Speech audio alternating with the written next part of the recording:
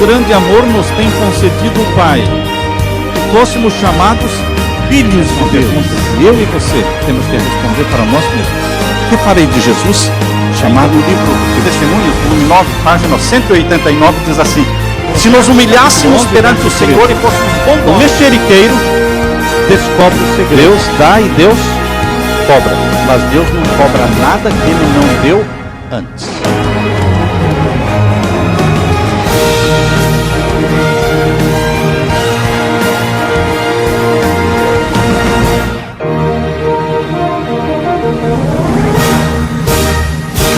E antes de iniciarmos o estudo da Palavra de Deus, queremos orar mais uma vez.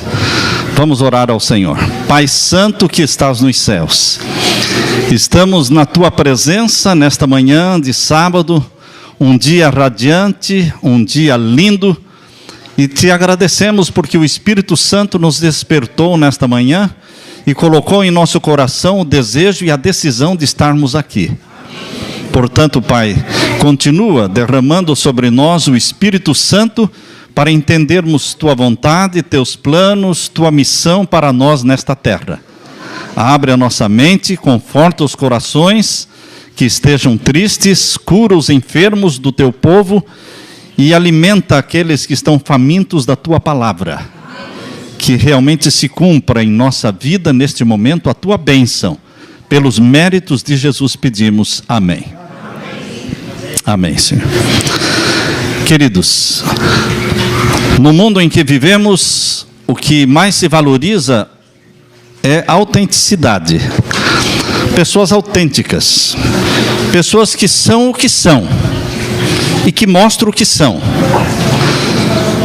Mas eu queria dizer para vocês nesta manhã que o cristão autêntico é aquele que não é ele. Cristão autêntico é aquele que não deixa aparecer aquilo que é ele. Cristão autêntico é aquele que não fala como sendo ele mesmo. O cristão autêntico é aquele que é Jesus. Ao mesmo tempo em que o mundo diz assim, seja você mesmo. O cristianismo diz assim, seja Jesus. Seja Jesus. O cristão não diz assim, eu nasci desta forma, este é o meu jeito de ser. O cristão diz, o meu jeito de ser, eu deixei de lado. E eu quero ser do jeito de Jesus. Ser do jeito de Jesus. Falar da forma em que Jesus falou. Amar as pessoas da forma como Jesus amou. Tratar as pessoas da forma como Jesus tratou. Portanto, meu querido, Deus não quer que você seja autêntico. Deus quer que você seja um cristão autêntico. E o cristão autêntico é aquele que deixa de ser o si mesmo, o eu mesmo, e passa a ser Jesus. Semelhante a Jesus, mais parecido com Jesus. Dia a dia. Eu quero que vocês leiam agora comigo o que está em Mateus capítulo 5. Ao mesmo tempo em que a palavra de Deus diz que aquilo que a mão esquerda faz, a mão direita não deve saber. A Bíblia diz isso, não é? Ao mesmo tempo, a Bíblia também fala outra coisa, que está em Mateus capítulo 5. Vamos ler a partir do verso 13 até o verso 16. Capítulo 5 de Mateus, versos 13 até 16. Vós sois o sal da terra. E se o sal for insípido, como se há de salgar?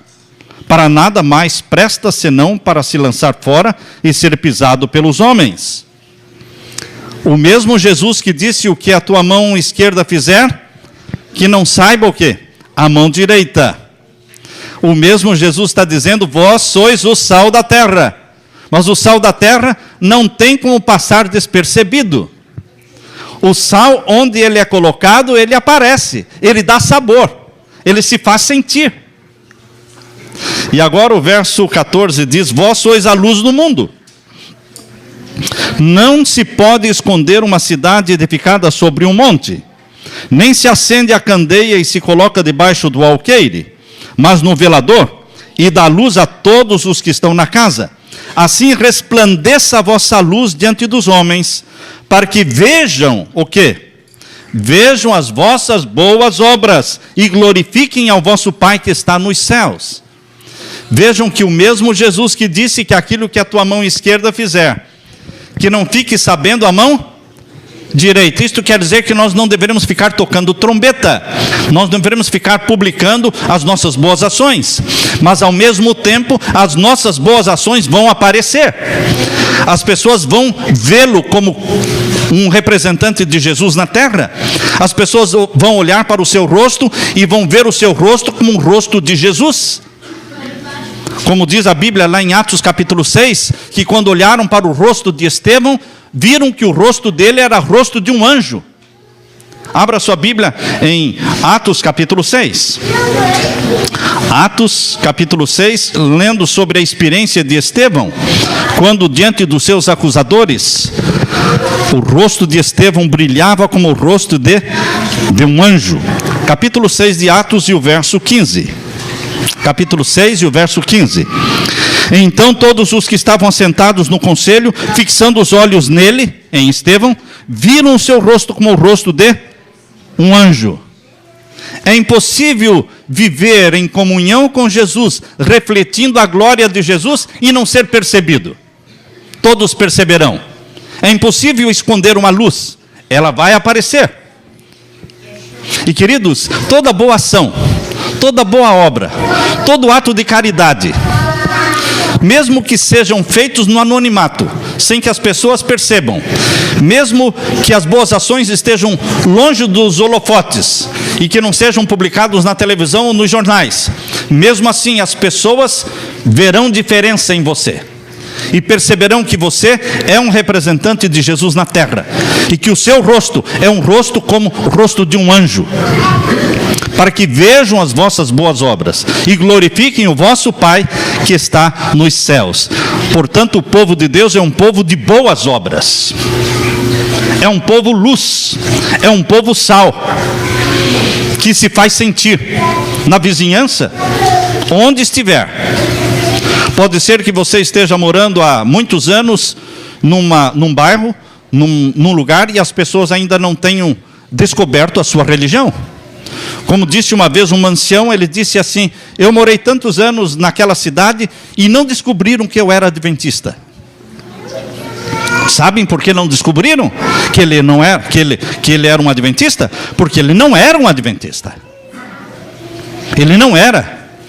Como pode alguém trabalhar numa fábrica, viver numa cidade tanto tempo e não descobrir uma religião dele? É porque ele não praticou a religião.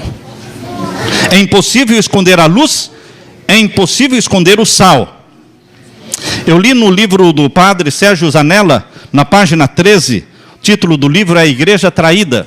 Este padre disse o seguinte: estou à procura de Cristo e não o encontro. Quanto mais eu entro no meio eclesiástico, mais me perco e menos possibilidade de encontrar Cristo vejo. Onde estará Ele? Onde Cristo se escondeu? Se alguém o encontrou, venha depressa me avisar, não com a boca, nem com as palavras, mas com a vida e as suas manifestações. Eu também quero encontrá-lo e levá-lo aos homens e à humanidade. Estou à procura de Cristo. As pessoas estão à procura de Jesus. Mas os cristãos dizem assim: não olhe para mim, não sou exemplo para ninguém, olhe para Jesus.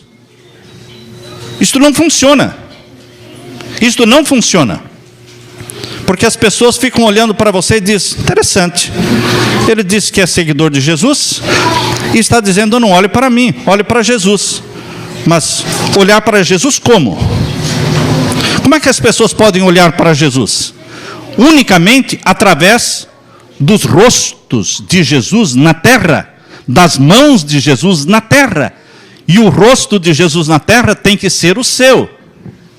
O sorriso de Jesus na terra tem que ser o seu. As mãos que praticam caridade na terra, as mãos de Jesus caridosas, têm que ser as suas e as minhas.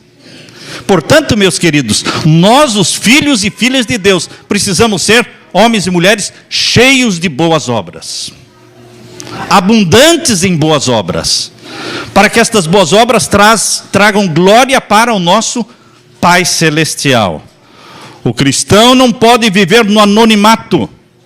Se há uma coisa que não combina, é cristianismo com anonimato. Jesus disse que o sal tempera e a luz ilumina. Na antiguidade, o sal, lá no tempo antigo, o sal era muito precioso. Na velha Itália, o operário era pago com sal. Era muito valioso. Daí vem a palavra salário. Mas o sal só tem valor quando ele sai do saleiro. O saleiro hoje é a igreja. Os cristãos gostam de comunidade cristã. Os cristãos gostam de morar perto de outros cristãos. Por isso que ao redor dos nossos colégios, geralmente se forma uma grande comunidade adventista, com dezenas de pastores ali, com milhares de cristãos adventistas, com igrejas enormes. Mas, queridos, é um grande saleiro. Mas o valor do sal é fora do saleiro. Por isso, de vez em quando, Deus dá uma sacudida no saleiro, para que o sal caia fora do saleiro. Quando o sal não sai do saleiro por vontade própria, Deus o faz por conta dele. Ele dá uma sacudida no saleiro e espirra sal por todos os lados. Deus manda perseguição. Deus manda tragédias. Deus permite tragédias para que o sal saia do saleiro e faça a diferença. No tempo de Jesus, no primeiro século, Deus sacudiu o saleiro através da perseguição que veio sobre os cristãos em Jerusalém. No livro de Atos diz que a perseguição fez com que os cristãos fugissem de Jerusalém e se espalharam pelo Império Romano, foram para terras longínquas levando o evangelho do nosso Senhor Jesus. Só assim. E no século 17, Deus trouxe os cristãos que estavam acumulados na Europa, trouxe-os para um mundo novo, chamado Nova Inglaterra, chamado Estados Unidos da América do Norte. Os peregrinos que vieram fugindo da Europa, vieram fugindo da perseguição e fundaram então um país protestante, não é? Um país sem rei e uma religião sem papa. Assim nasceu os Estados Unidos da América do Norte, mas porque Deus sacudiu o saleiro e fez com que eles viessem para um novo mundo. E também na igreja adventista, quando ela surgiu ali no estado de Michigan, nos Estados Unidos, os cristãos adventistas se acumularam numa cidadezinha que até hoje é uma cidade pequena. Cidade de Battle Creek. Battle Creek, ali tinha a editora, a Casa Publicadora Adventista, ali tinha a Associação Geral da Igreja Adventista, ali tinha o Hospital Adventista, ali tinha uma grande igreja, enfim, ali era uma cidade que transbordava de adventistas. Mas também o mexerico corria solto. Muito mexerico, muito disque-disque. E Deus queria que o seu povo saísse de Battle Creek e se espalhasse pelo mundo. Mas eles não queriam sair. Então Deus enviou um fogo que queimou a Casa Publicadora de Battle Creek. Que o povo ficou assustado, mas continuaram ali. Então Deus mandou outro fogo que queimou o Hospital Adventista. E interessante que os bombeiros da cidade de Battle Creek diziam: o fogo dos adventistas é diferente, porque ele não apaga. O fogo é diferente, porque não apaga. Pode jogar água, porque era um fogo por ação divina. Mas mesmo queimando o hospital, os adventistas permaneceram ali. Então Deus mandou um outro fogo, queimou o tabernáculo, queimou a maior igreja. Finalmente, eles decidiram tirar a Associação Geral dali para outro lugar. E então os adventistas começaram a sair de Battle Creek. Queridos, Deus precisa sacudir o quê? O saleiro. Para que você saia pelas ruas, pelos bairros, levando as boas novas da salvação. Deus usa estratégias para espalhar o sal. Eu conheço dois Martinhos. Martinho Lutero, que todos conhecem. Quem não conhece, quem já não ouviu falar de Martinho Lutero? O leão da Reforma Protestante, aquele que pregou as 95 teses na porta da igreja de Wittenberg, na Alemanha, aquele que fundou a Reforma Protestante. Por isso somos chamados protestantes, porque nós protestamos contra os erros da igreja de Roma. 95 teses protestando contra os erros da igreja de Roma.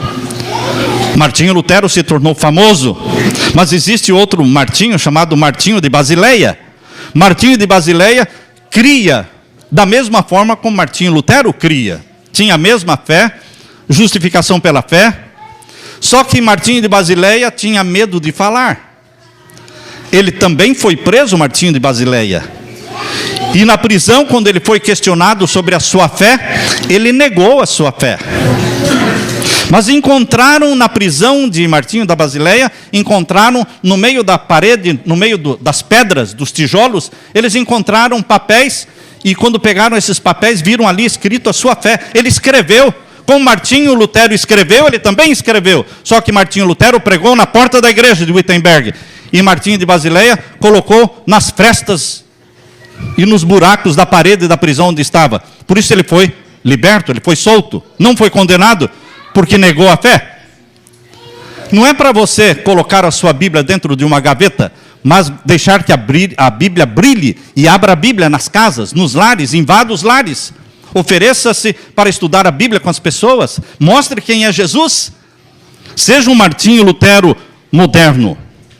Nicolau Copérnico preferiu que somente depois da sua morte fosse publicado o seu livro revolucionário, naquela época, porque ele ensinava que o Sol, a Terra girava em torno do Sol, que o Sol estava no centro do sistema planetário. Mas ele não publicou isso. Ele disse: publiquem somente depois da minha morte. Por quê? Para não ser perseguido? Para não ser morto? Mas um outro homem chamado Galileu cria da mesma forma que Nicolau Copérnico. Mas Galileu agiu diferente. Colocando em risco a sua própria cabeça, ele defendeu a ideia de que a Terra girava em torno do Sol. Isso era estranho para aquele tempo. Naquele tempo, os líderes religiosos acreditavam que tudo girava em torno da Terra. O Sol girava em torno da Terra, tudo girava em torno da Terra, que a Terra era o centro. Mas eles sabiam que não era assim. E Galileu teve a coragem de dizer que não era assim. E publicou e falou. O que aconteceu? Foi condenado pela Inquisição Romana. Mas ele falou. Queridos, como é que nós vivemos como cristãos no mundo? Nós vivemos nos defendendo, nos protegendo, para ficar bem com todo mundo, para não ser perseguido, para não ser acusado, para não ser preso. Nós fazemos concessões aqui, concessões ali, e então vamos nos descaracterizando, perdendo a nossa identidade cristã, nos tornando semelhante aos demais para não chamar atenção. Se eu for me vestir como um cristão, vou chamar atenção, as pessoas vão ver que eu sou cristão, não é? Mas é para saber que você é cristão. De que adianta guardarmos nossa fé só para nós mesmos? Seremos de nenhuma utilidade para o mundo se formos cristãos do mundo, iguais às religiões do mundo, iguais aos ateus do mundo. Eles não verão nenhuma vantagem do cristianismo sobre a mundanidade. Os mundanos ficam olhando, os pagãos ficam olhando para os cristãos, procurando descobrir quais as vantagens do cristianismo. Será que existem vantagens no cristianismo? Será que existem vantagens no adventismo? Em ser um adventista do sétimo dia, existem vantagens ou não existem vantagens? Por quê? Malcolm Reed, um jornalista inglês que se converteu a Jesus, escreveu assim: o cristianismo não é uma visão estatística da vida. O cristianismo é a maior religião do mundo. E esse é um grande problema para nós, que pertencemos à maior religião do mundo. Porque é a religião mais mal vista no mundo. Porque as nações que se dizem cristãs são as piores do mundo. Lendo as estatísticas, você percebe que as nações que mais têm divórcio, lares destruídos, são as nações que se dizem cristãs. São os que mais fumam, os que mais bebem, os que mais se prostituem, os que mais se divorciam. Enfim, que tipo de influência esse cristianismo está exercendo sobre nações árabes? Nações árabes. Nações como a Índia, que praticam o hinduísmo. Nações como a China, que pratica o budismo. Que tipo de influência o cristianismo está exercendo sobre eles? Uma influência péssima, negativa. Eles dizem, eu não quero esta religião. Eu não quero que esta religião entre na minha vida, porque eu vou me divorciar da minha esposa, porque a minha esposa não vai ser mais submissa a mim, ou porque os meus filhos vão se tornar desobedientes a mim, vão deixar de respeitar aos pais.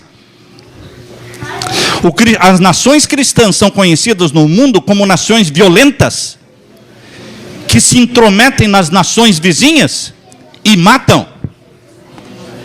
Porque os Estados Unidos aparecem no mundo como uma nação cristã, mas invadiu o Iraque, invadiu o Afeganistão e fica invadindo e matando em nome da liberdade. E para esses povos não cristãos, isso é cristianismo. Os filmes de Hollywood não são feitos pela igreja, mas são feitos por uma nação cristã. E as nações não cristãs, quando veem os filmes de Hollywood, que só fala de feitiçaria, de bruxaria, de promiscuidade, de pornografia, eles pensam que nações cristãs são assim. Esta é a propaganda. Portanto, meus queridos, nós como cristãos precisamos mostrar para o mundo as vantagens do cristianismo. O cristianismo é a maior religião do mundo, mas este é um problema. Porque se você andasse por uma rua que estivesse cheia de diamantes, seria bom você desconfiar daqueles diamantes, porque diamantes não estão assim, não é? Jogados pela rua toda, não. Quando você anda pelas ruas de São Paulo, essas grandes cidades, você está tropeçando em cristãos. Os cristãos estão se batendo no outro, cheio de cristãos. Mas será que cristão genuíno e verdadeiro existe tanto assim em abundância? Não. Cristão verdadeiro é raro. É raro no mundo, é raro na igreja. Você pode ver a igreja lotada num sábado de manhã. Mas não são todos cristãos verdadeiros? Todos querem o céu? Mas quem está disposto a pagar o preço do céu? A viver o estilo de vida que o céu quer? Quantos? Mateus capítulo 7, irmãos. Vamos ler a palavra de Deus, Mateus capítulo 7, verso 13 e 14. Mateus capítulo 7, e o verso 13 e 14. Abra sua Bíblia.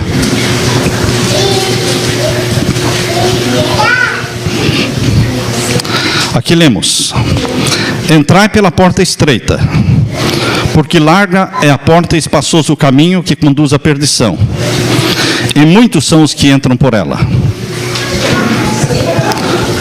A religião do caminho largo anda pelo caminho largo. São milhões, são milhões. São muitos os que andam pelo caminho largo. Geralmente nós pensamos no caminho largo, o caminho do mundo. E o caminho estreito é o caminho da igreja. Você já parou para pensar que dentro da igreja tem dois caminhos? Quem aqui já parou para pensar que dentro da igreja existem dois caminhos? O caminho estreito e o caminho largo dentro da igreja. Dentro da igreja, aqueles que vivem o cristianismo e aqueles que fazem de conta que estão vivendo o cristianismo. Aqueles que são cristãos 7 dias na semana e aqueles que são cristãos só no 7º dia da semana. Queridos, aqui diz o verso 14 agora, capítulo 7 e o verso 14. Porque estreita é a porta e apertado o caminho que leva à vida, e poucos há que a encontrem. E o verso 16: por seus frutos os conhecereis. Porventura colhem-se uvas dos espinheiros ou figos dos abrolhos? Assim toda árvore boa produz bons frutos, e toda árvore má produz frutos maus. Que tipo de ações aparecem na nossa vida durante a semana, dentro da nossa casa? Que tipos de filmes estão na nossa televisão? Ou novelas? Que tipo de novela? Eu diria, nenhuma novela, não é? Nenhuma. Hollywood não faz filmes para cristãos. Hollywood não produz filmes para levar pessoas para o céu. Não, queridos. há muitos cristãos lendo bruxaria e assistindo filmes de bruxaria. Harry Potter e outros filmes. Queridos, que tipo de cristianismo é o nosso? Cristianismo do caminho largo ou cristianismo do caminho estreito? Você está com a maioria da igreja ou você está com a minoria da igreja? A maioria da igreja vai perseguir a minoria da igreja. Você já parou para pensar que a perseguição não é um mundo perseguindo a igreja? Você já parou para pensar que a perseguição é a igreja perseguindo a igreja? Será, pastor? É óbvio. É óbvio. Satanás não precisa que o mundo persiga a igreja. Satanás usa aqueles que são dele dentro da igreja para perseguir aqueles que são de Jesus dentro da igreja. Foram os judeus que perseguiram os judeus cristãos. Roma usou os judeus para perseguirem cristãos. Roma vai usar adventistas para perseguirem adventistas. Vocês já leram um livro, O Grande Conflito, onde Ellen White fala que pessoas que se assentavam conosco, eram membros, cantavam conosco os mesmos hinos, se tornarão nossos piores inimigos. Se tornarão os nossos piores inimigos. Que tipo de cristianismo é o que nós vivemos em nossa igreja? O do caminho largo? Não, eu estou com a maioria. Então você está errado. A maioria do mundo é errada, a maioria da igreja é errada, a maioria sempre esteve errada. Porque o caminho estreito não cabe à maioria, o caminho estreito é caminho, não é? Apertado. São poucos os que andam por ele. Hoje a igreja fala muito em reavivamento e reforma, não é?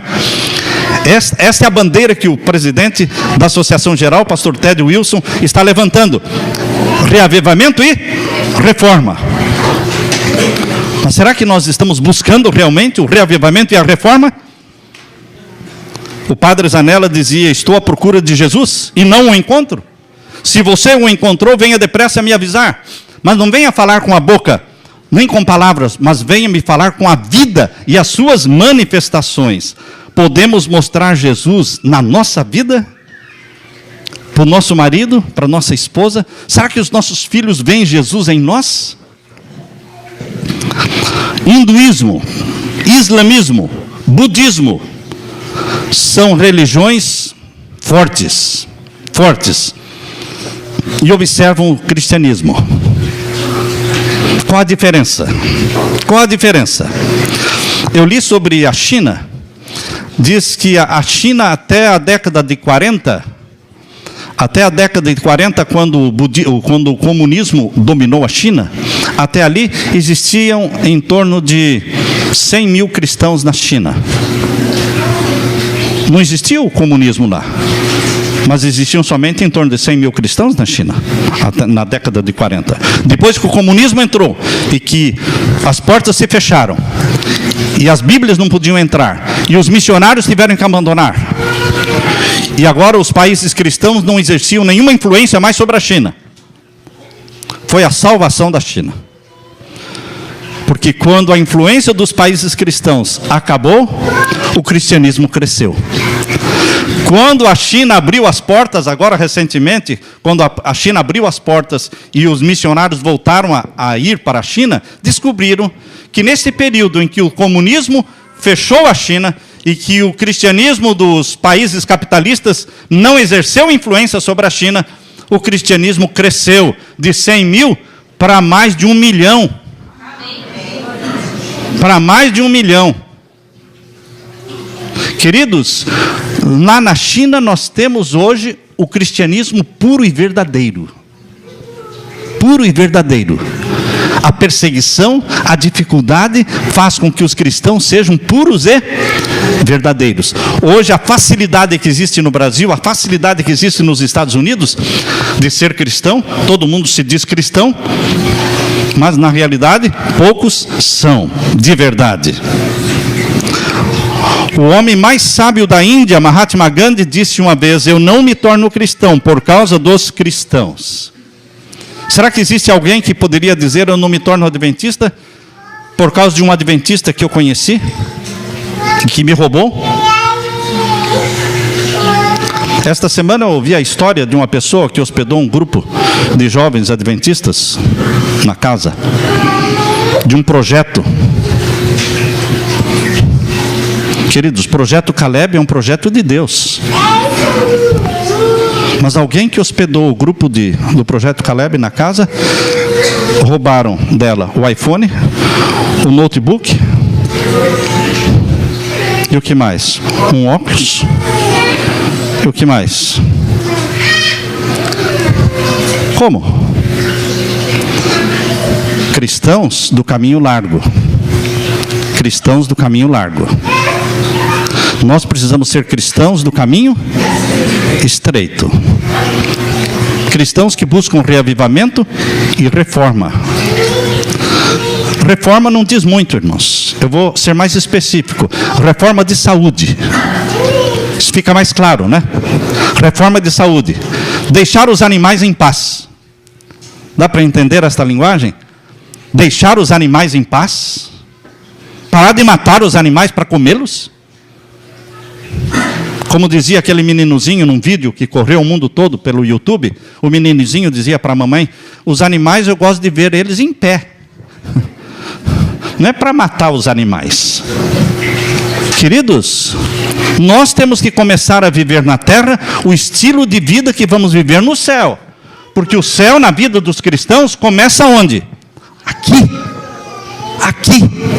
Há pessoas que estão esperando a volta de Jesus para terem o caráter transformado. Não, irmãos. Ninguém terá o caráter transformado na volta de Jesus. Ninguém.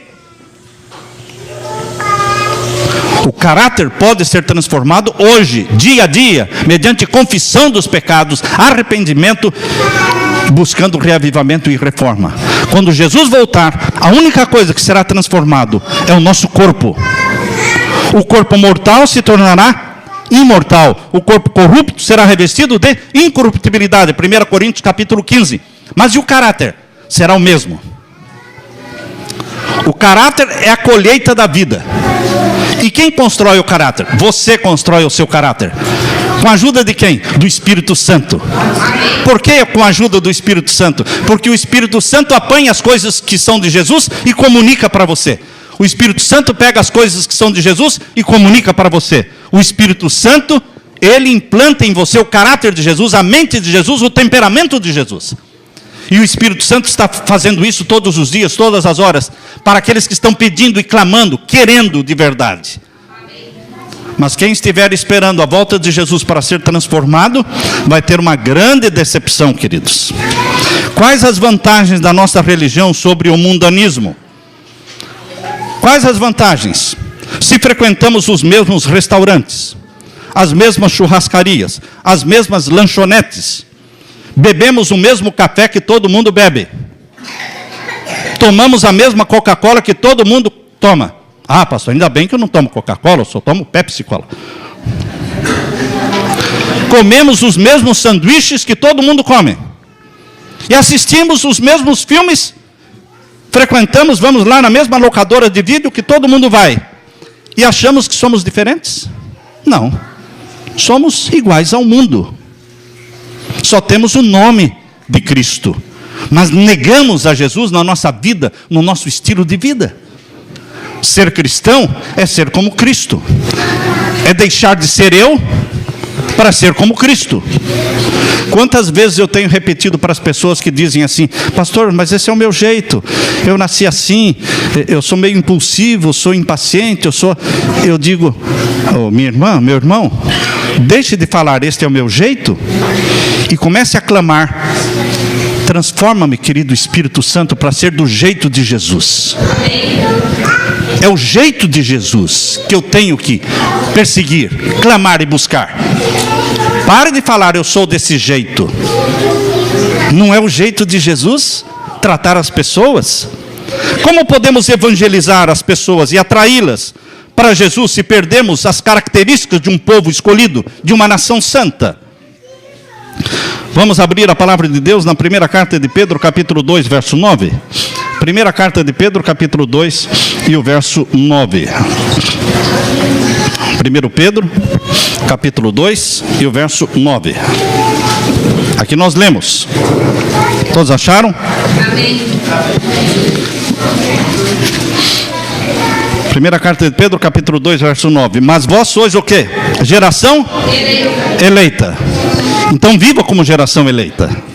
O que mais somos? Sacerdócio real. Não é só o pastor que é um sacerdote. Você é um sacerdote. Viva como um líder religioso, como um sacerdote de Deus. O que mais? Vós sois a nação santa.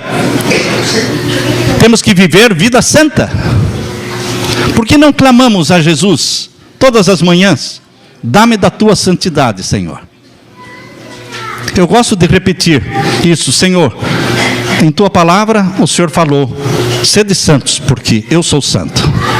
Mas eu não posso ser santo de mim mesmo, Senhor. Então dá-me da tua santidade. Dá-me da tua santidade, porque eu quero ser santo. Mas só o Senhor pode me dar da tua santidade.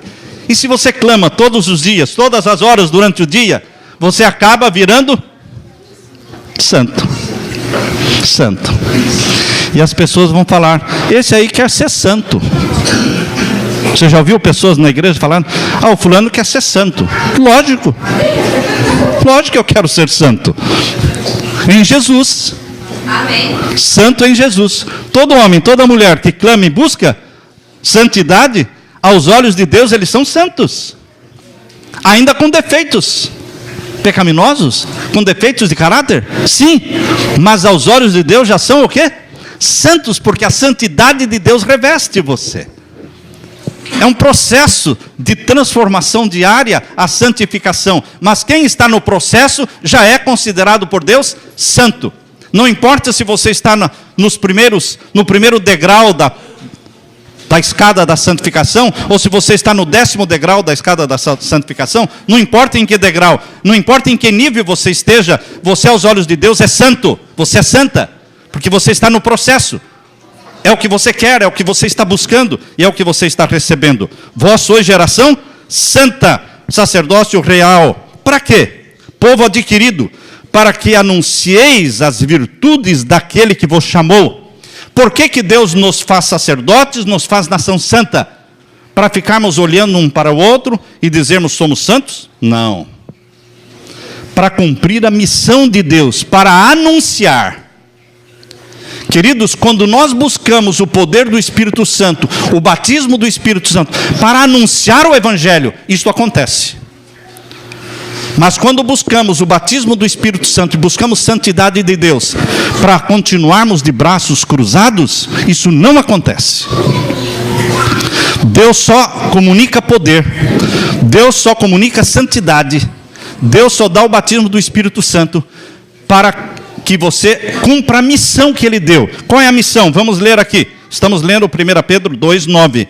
Para que anuncieis as virtudes daquele que vos chamou das trevas para a sua maravilhosa luz. Temos que anunciar, temos que pregar pela vida, pelas ações que vivemos.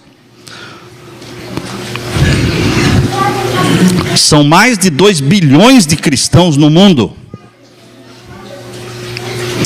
Todos usando o nome de Jesus. Então, por que é falso? Porque se fossem verdadeiros, não seriam tantos. Porque tantos são chamados.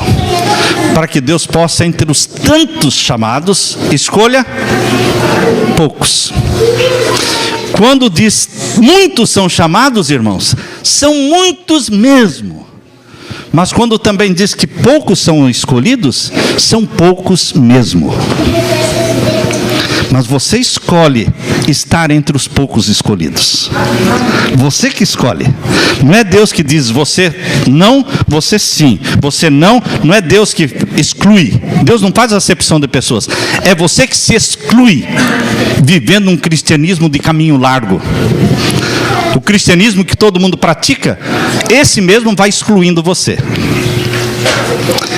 Estão as pessoas vendo Jesus estampado no nosso rosto?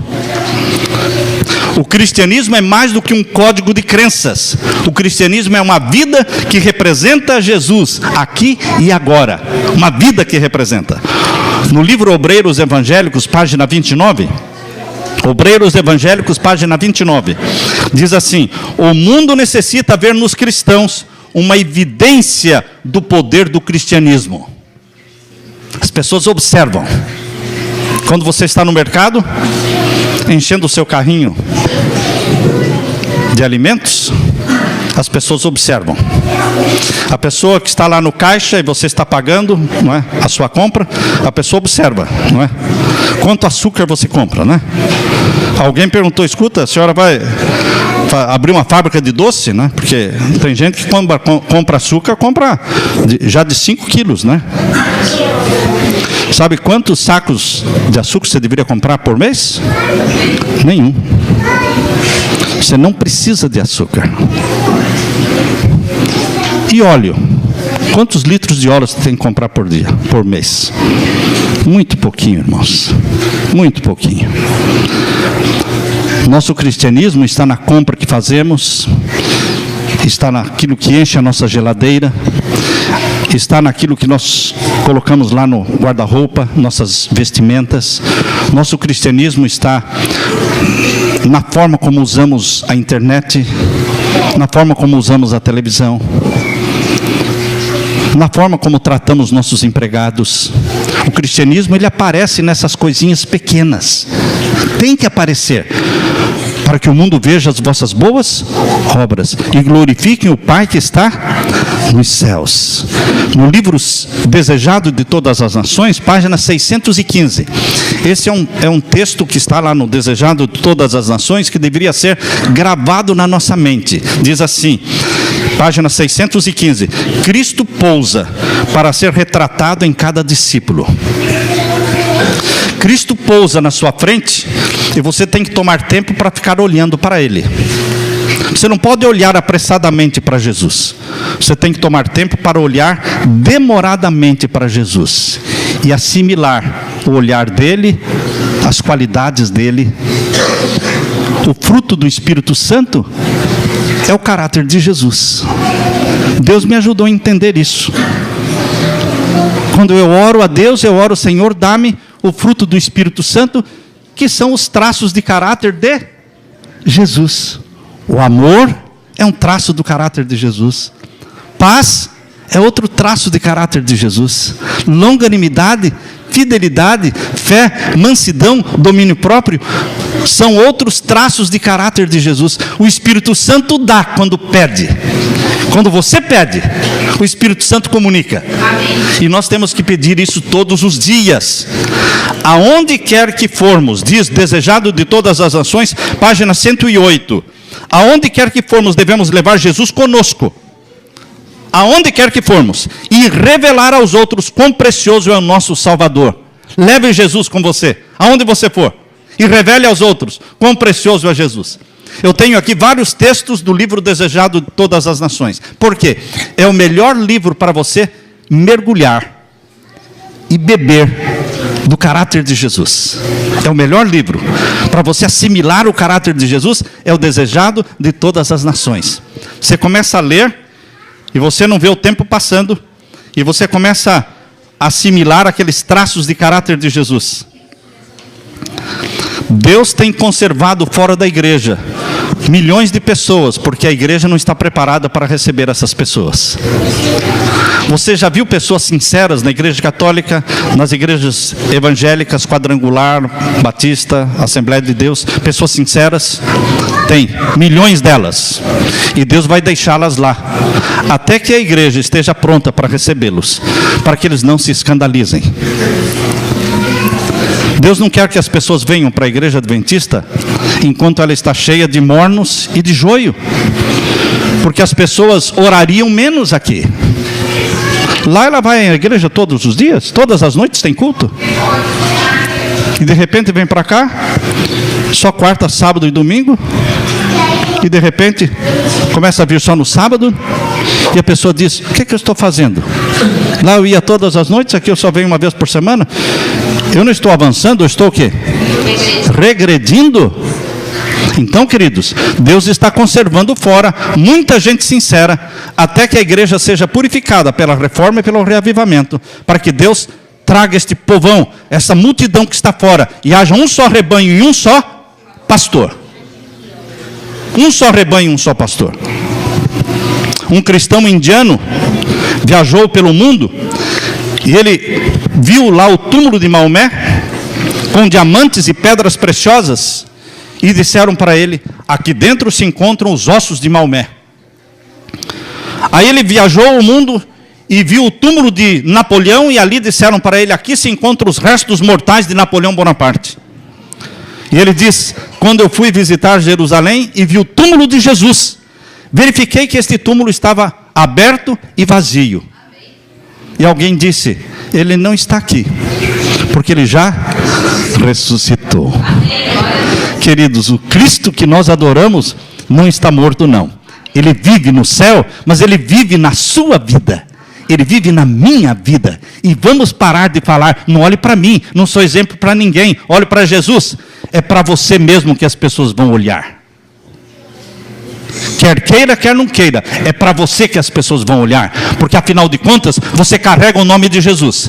E se carregamos o nome de Jesus, temos que carregar também o caráter de Jesus. O caráter de Jesus. Como é que Paulo falava? Paulo falava para as igrejas: não olhem para mim, não imitem meu exemplo, olhem para Jesus. Vocês já leram as cartas de Paulo? Como é que Paulo fala? Sejam meus imitadores, como eu sou de Cristo. Que coragem, né, irmãos? Coragem de alguém que andava com Jesus. Vivo não mais eu, mas Cristo vive em mim. Jesus é o Deus vivo, porque vive na vida dos seus seguidores. No livro Caminho a Cristo, página 67. Esse é outro livrinho que dá para você ler uma dezena de vezes, porque ele é pequenininho. E ele é bem cristocêntrico, para você meditar na vida de Jesus. Caminho a Cristo, na página 67 diz assim: como a flor se volve para o sol, para que os seus raios brilhantes a ajudem a desenvolver a beleza e a simetria, assim devemos nós volvermos para Jesus, a fim de que a luz do céu incida sobre nós e nosso caráter seja desenvolvido à semelhança de Jesus. O girassol mantém a face voltada para o sol. Sempre o girassol está voltado para o sol. Se for desviado da luz, torcerá o caule até erguer as pétalas para os brilhantes raios solares. Assim também, todo aquele que entregou o coração a Jesus, volve-se para o sol da justiça, que é Jesus, recebendo o quê? Avidamente os brilhantes raios da glória que resplandecem da face de Jesus. Você está recebendo o sol de Jesus. Quando o caráter de Jesus, Conselho para Pais, Professores e Estudantes, página 292. Quando o caráter de Jesus for perfeitamente reproduzido pelo povo de Deus, então ele virá para reclamá-los como seus. Quando é que Jesus vai voltar? Quando o caráter dele estiver sendo perfeitamente reproduzido no povo de Deus. Por isso, queridos, que o selo do Deus vivo, que será aplicado após o decreto dominical, quando o decreto dominical for aprovado nos Estados Unidos, ele vai se espalhar pelo mundo todo, e o povo vai começar a ser selado pelo sinal da besta. Mas o povo de Deus e a multidão de filhos de Deus espalhados por todas as igrejas, eles vão se posicionar ao lado dos mandamentos de Deus. Eles vão ser selados pelo selo do Deus vivo. Só que o sinal externo do selo do Deus vivo é o sábado como dia de guarda. Mas o sinal interno do selo do Deus vivo é o selamento do caráter de Jesus em você. O caráter de Jesus será selado em você para toda a eternidade, através do selo do Deus vivo. Neste tempo, o caráter de Jesus estará sendo refletido perfeitamente no seu povo. Por isso ele vai voltar muito em breve, porque o selamento está para começar. Papa Francisco está reunindo o povo em torno de si mesmo. Viajou para Israel, esteve em Jerusalém domingo passado, e lá ele convocou as 3 grandes religiões: islamismo, cristianismo e judaísmo, reunindo as 3 grandes religiões em torno de si mesmo.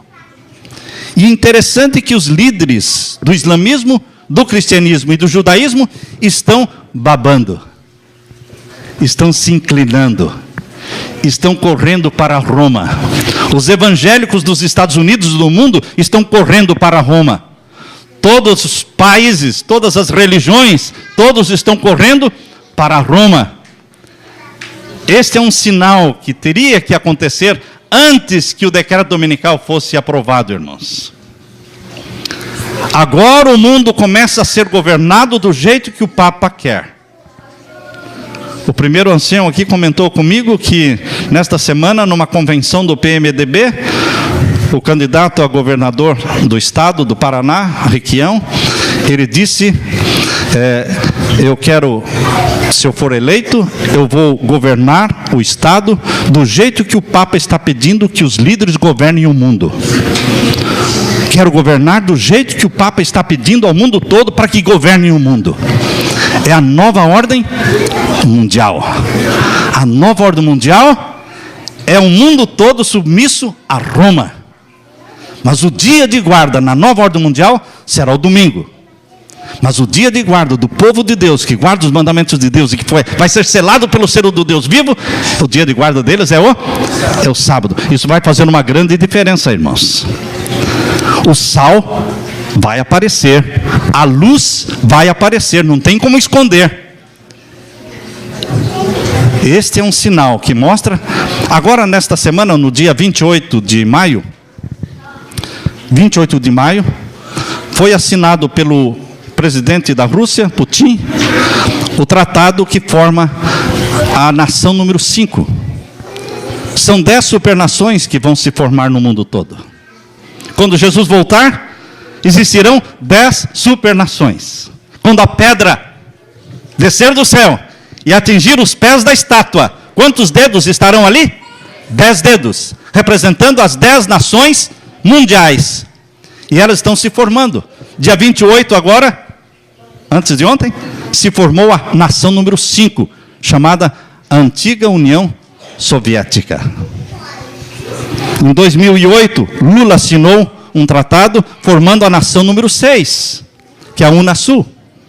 Em 1993, no tempo do presidente Clinton, os Estados Unidos votou a formação da nação número 1, que é formada pelo Canadá, México e Estados Unidos. Em 1993 ainda foi formada a União Europeia. Todas estas nações já estão formadas. A nação número 7, queridos, lá no norte da África e no Oriente Médio está em formação há 2 anos. As guerras estão acontecendo, derrubando os governos para estabelecer a nação número 7, que é a nação árabe. Queridos, quando as 10 nações estiverem formadas, eles vão chamar isso de nova ordem mundial. Que dia vão guardar? O domingo. Quem dominará sobre os 10 reinos? O Papa. Todos submissos ao líder mundial, um líder religioso, que terá o apoio e a força do exército americano, para fazer com que todos se dobrem. Na Idade Média, o exército francês fez com que todas as tribos bárbaras se curvassem diante do papado. Mas agora, no tempo do fim, o exército americano será usado para fazer com que todas as nações da terra se curvem diante do papado. Jesus está para voltar. É o fim do fim, meu querido irmão. E é hora de você e eu mostrarmos no rosto o rosto de Jesus. Que as pessoas, ao olharem para você, vejam como aqueles que olharam para o rosto de Estevão, viram o rosto dele resplandecendo como o rosto de um anjo. Deixe o sorriso de Jesus brilhar no seu rosto. Amém, irmãos? Que a graça e a paz de Jesus estejam com vocês. Amém, irmãos? Aleluia.